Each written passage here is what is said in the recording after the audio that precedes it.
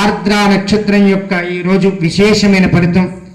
రుద్ర స్వరూపంతో ప్రకాశించేటువంటి నక్షత్ర స్వరూపంలో శివుడు 12 మాసాల్లో 27 నక్షత్రాల్లో ఆర్ద్ర నక్షత్రం చేసినటువంటి కర్మని వదిలిపెట్టేటువంటి ఆ రుద్ర సంబంధమైన తత్వం. కాబట్టి వేళ ధనుర్మాసంలో ఆరుద్ర దర్శనం అంటారు, ఏకభుక్తం చేయమని చెప్పింది శాస్త్రం.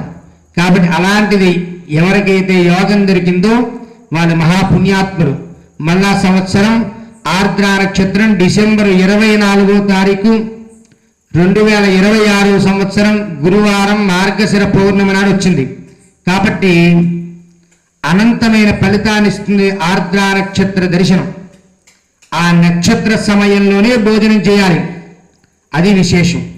అట్లానే ఈ సంవత్సరం కుదరకపోతే మళ్ళా సంవత్సరం ఖచ్చితంగా ఏకభక్తం చేయండి. ధనుర్మాసంలో మాత్రమే శివకేశవులకి భేదం లేకుండా ఉండేటువంటి మాసం ఈ ధనుర్మాసం.